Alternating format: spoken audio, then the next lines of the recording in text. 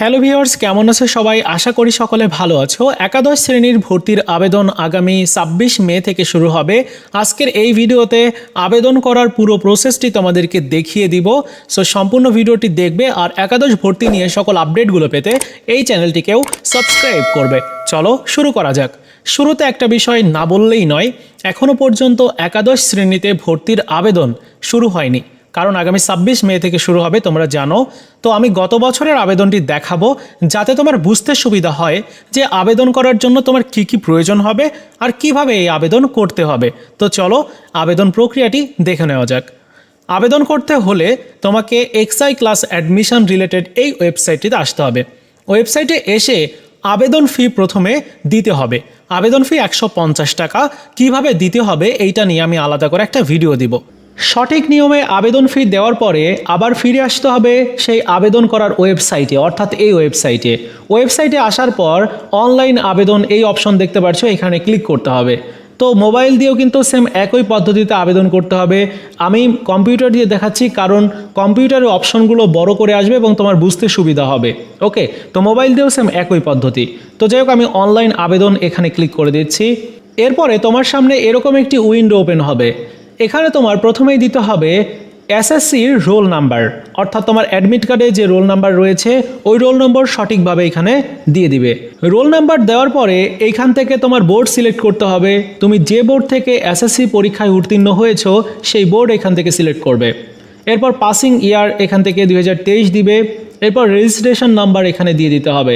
Registration number দেওয়ার পর এরপর একটি ভেরিফিকেশন কোড এখানে রয়েছে, এই কোডটি এরকমভাবে লিখে দিতে হবে। যেমন এখানে রয়েছে 40071।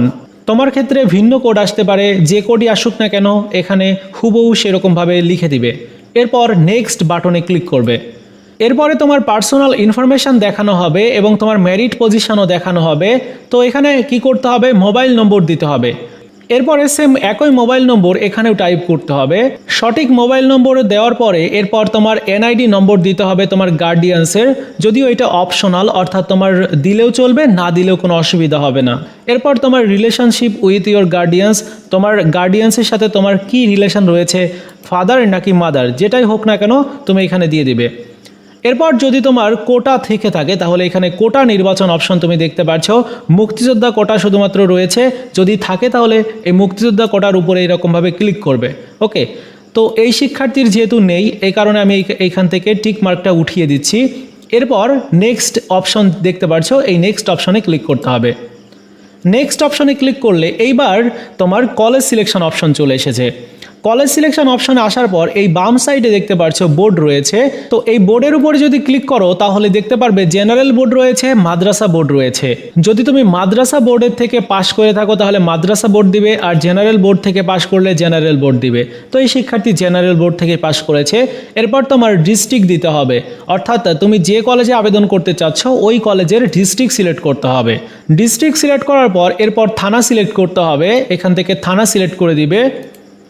এরপর কলেজের নাম এখান থেকে সিলেক্ট করতে হবে। ওই ডিস্ট্রিক্ট এবং ওই থানার মধ্যে যতগুলো কলেজ রয়েছে প্রত্যেকটি কলেজের নাম এখানে রয়েছে। তুমি যে কলেজে আবেদন করতে চাও সেই কলেজটি এখান থেকে সিলেক্ট করে দিবে। যেমন আমি একটি কলেজ সিলেক্ট করে দিয়েছি। এবার ওই কলেজে কতগুলো আসন ফাঁকা রয়েছে আমি এখানে খালি আসনে যদি ক্লিক করি তাহলে দেখতে পারবো যে মূলত সায়েন্সের জন্য কতগুলো আসন রয়েছে, তারপর বিজনেস স্টাডিজের জন্য কতগুলো আসন রয়েছে এবং হিউম্যানিটিজের জন্য কতগুলো আসন রয়েছে এখানে দেখানো হবে। তো আসন দেখে আবেদন করতে পারছো, এই কারণে তোমার আবেদন করা আরও বেশি সহজ হয়ে যাবে। কারণ কোন কলেজে কতগুলো আসন রয়েছে এইটা যদি তোমার জানা থাকে তাহলে কিন্তু তোমার চয়েস লিস্ট তৈরি করতে খুব বেশি সময় লাগবে না। তো যাই হোক, আমি দেখে নিয়েছি কতগুলো আসন রয়েছে। এবার এখান থেকে শিফট সিলেক্ট করতে হবে, অবশ্যই এখানে ডে সিলেক্ট করে দিবে। এরপর ভার্সন সিলেক্ট করতে হবে, বাংলা ভার্সন। এরপর গ্রুপ সিলেক্ট করতে হবে।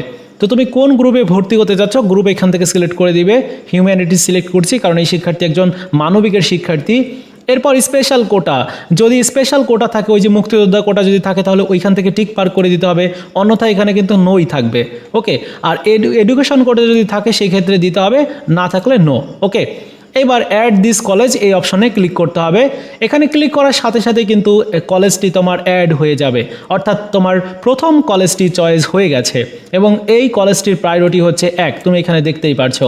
তুমি চাইলে এই প্রায়োরিটি কিন্তু পরিবর্তনও করতে পারো বা ডিলেটও করতে পারো। ডিলেট অপশনে ক্লিক করলে তোমার এই চয়েস লিস্টটা ডিলিট হয়ে যাবে। প্রথম কলেজটির চয়েস করার পরে এইবার দ্বিতীয় চয়েসকৃত কলেজ দিতে হবে। তো আমি এখান থেকে ডিস্ট্রিক্ট মাগুরায় রাখছি। এবার থানাটি আমি পরিবর্তন করব। থানা এখান থেকে শ্রীপুর দিব। এবার শ্রীপুর থানার মধ্যে যতগুলো কলেজ রয়েছে প্রত্যেকটি কলেজ চলে আসবে এবং এইখান থেকে তোমার পছন্দের কলেজটি তুমি এখান থেকে চয়েস করে দিবে। যেমন আমি এখানে চয়েস করে দিয়েছি। এবার আসন কতগুলো খালি রয়েছে চাইলে এখান থেকে খালি আসনের উপরে ক্লিক করে দেখে নিতে পারো। তো আমার দেখার প্রয়োজন নাই। এবার আমি শিফট এখান থেকে শিফটের উপরে ক্লিক করে ডে সিলেক্ট করে দিব। এবার ভার্সন এখান থেকে বাংলা ভার্সন দিব। এরপর গ্রুপ এখান থেকে হিউম্যানিটিস দিব। এরপর স্পেশাল কোটা যদি যেহেতু নেই এই কারণে নো, এবং এডুকেশন কোটাও নেই এই কারণে নো দিয়ে অ্যাড দিস কলেজ। আমার দ্বিতীয় কলেজটিও চয়েস করা হয়ে গেছে এবং এই কলেজটির প্রায়োরিটি হচ্ছে 2। এই প্রায়োরিটি অনুযায়ী তোমার চান্স পাওয়ার সম্ভাবনা থাকবে, কারণ ফার্স্ট প্রায়োরিটি যে কলেজে দিচ্ছ এই কলেজটিতে তোমার চান্স পাওয়ার সম্ভাবনা অনেকাংশে বেশি থাকবে। এইবার তোমার থার্ড কলেজটি চয়েস করতে হবে। তো আমি এখান থেকে থানা এবং জেলা একই রকম রাখছি, এখান থেকে শুধু কলেজ পরিবর্তন করে দিব। এবার কতগুলো আসন রয়েছে আমি এখান থেকে দেখতে পারবো। তো আমার আসন দেখার আসলে প্রয়োজন নাই। এখান থেকে শিফট সিলেক্ট করব ডে, ভার্সন এখান থেকে বাংলা ভার্সন, এরপর গ্রুপ সিলেক্ট করব হিউম্যানিটিস, এরপর কোটা এখান থেকে আমি কোনোটাই দিচ্ছি না। এবার অ্যাড দিস কলেজ। আমার 3টা কলেজ চয়েস করা কমপ্লিট হয়েছে। এবার আমি চতুর্থ কলেজ চয়েস করব। সেম একই রকমভাবে ডিস্ট্রিক্ট থানা যদি তুমি পরিবর্তন করতে চাও, অন্য কোনো কলেজে আবেদন করতে চাও, তাহলে যে ডিস্ট্রিক্টের কলেজে আবেদন করবে এখান থেকে ডিস্ট্রিক্ট এবং থানা চয়েস করে দিবে। তো আমি এখান থেকে শুধুমাত্র কলেজ পরিবর্তন করে দিচ্ছি। আমি এখান থেকে কলেজটি দিয়ে দিয়েছি। এবার ওই কলেজগুলোতে কতগুলো আসন রয়েছে দেখতে পারবো। তো আমার দেখার প্রয়োজন নাই। এখান থেকে ডে সিলেক্ট করব, ভার্সন এখান থেকে বাংলা সিলেক্ট করব, গ্রুপ এখান থেকে হিউম্যানিটিস দিব। এবার এখান থেকে কোটা তো নেই এই কারণে অ্যাড দিস কলেজ এটা দিয়ে দিচ্ছি। 4 নম্বর কলেজ আমার চয়েস করা শেষ হয়েছে। এবার আমি সর্বশেষ 5 নম্বর কলেজটি চয়েস করব। এখান থেকে থানা সিলেক্ট করব, তারপর এখান থেকে কলেজ সিলেক্ট করব।